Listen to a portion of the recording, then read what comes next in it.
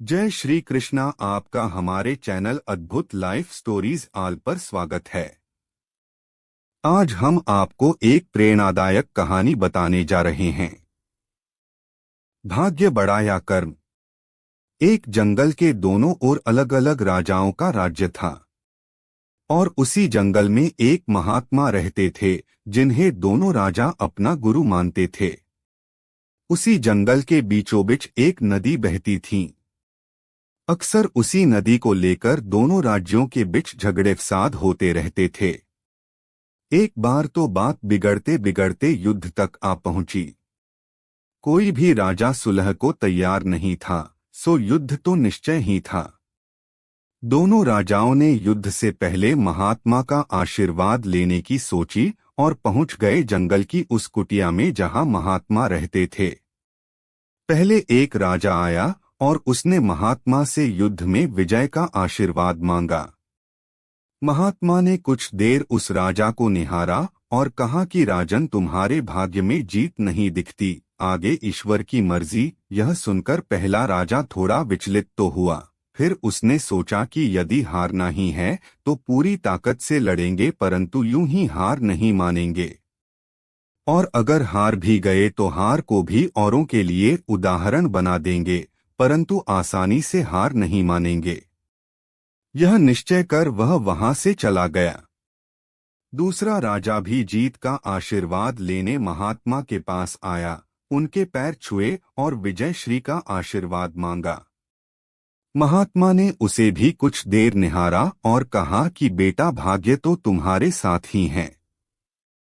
यह सुनकर राजा तो खुशी से भर गया और वापस जाकर निश्चिंत हो गया, जैसे कि उसने युद्ध तो जीत ही लिया हो। अंततः युद्ध का दिन आया। दोनों सेना एक दूसरे के आमने सामने थे और युद्ध का बिगुल बज गया। युद्ध प्रारंभ हो चुका था। एक तरफ की सेना यह सोचकर लड़ रही थी कि चाहे किस्मत में हार हो पर हम हार नहीं मानेंगे, हम अपना सर्वश्रेष्ठ कोशिश करेंगे, अपना सर्वस्व झोंक देंगे। और वहीं दूसरी तरफ की सेना एक निश्चिंत मानसिकता के साथ लड़ रही थी कि जितना तो हमें ही है, तो घबराना कैसा। लड़ते लड़ते दूसरी सेना के राजा के घोड़े के पैर का नाल भी निकल गया और घोड़ा लड़खड़ाने लगा, पर राजा ने ध्यान ही नहीं दिया, क्योंकि उसके दिमाग में एक ही बात चल रहा था कि जब जीत मेरे भाग्य में है ही फिर किस बात की चिंता। कुछ ही क्षण बाद दूसरे राजा का घोड़ा लड़खड़ाकर गिर गया, जिससे राजा भी जमीन पे गिर पड़ा और घायल हो गया और वह दुश्मनों के बीच घिर गया। पहले राजा के सैनिकों ने उसे बंधक बना लिए एवं उसे अपने राजा को सौंप दिया। युद्ध का निर्णय हो चुका था। युद्ध का परिणाम बिल्कुल महात्मा के भविष्यवाणी के उलट था। निर्णय के बाद महात्मा भी वहां पहुंच गए। अब दोनों राजाओं को बड़ी जिज्ञासा थी कि आखिर भाग्य का लिखा बदल कैसे गया। दोनों ने महात्मा से प्रश्न किया कि गुरुवर, आखिर ये कैसे संभव हुआ। महात्मा ने मुस्कुराते हुए उत्तर दिया, राजन, भाग्य नहीं बदला, वो बिल्कुल अपने जगह सही है, पर तुम लोग बदल गए हो। उन्होंने विजेता राजा की ओर इशारा करते हुए कहा कि अब आपको ही देखो राजन, आपने संभावित हार के बारे में सुनकर दिन रात एक कर दिया। सब कुछ भूलकर आप जबरदस्त तैयारी में जुट गए, यह सोचकर कि परिणाम चाहे जो भी हो पर हार नहीं मानूंगा। खुद हर बात का ख्याल रखा, खुद ही हर रणनीति बनाई, जबकि पहले आपकी योजना सेनापति के भरोसे युद्ध लड़ने की थी। अब महात्मा ने पराजित राजा की ओर इशारा करते हुए कहा कि राजन, आपने तो युद्ध से पहले ही जीत का जश्न मानना शुरू कर दिया था।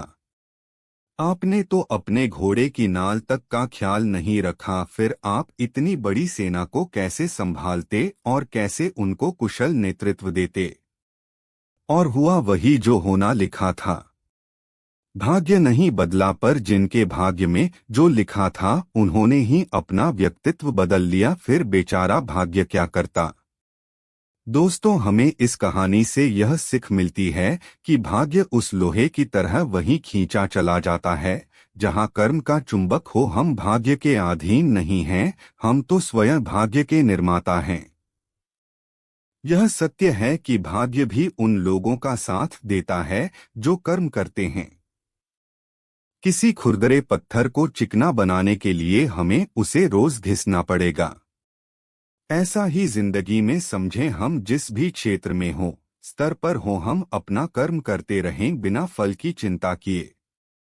आपको यह कहानी भाग्य बड़ा या कर्म कैसा लगा?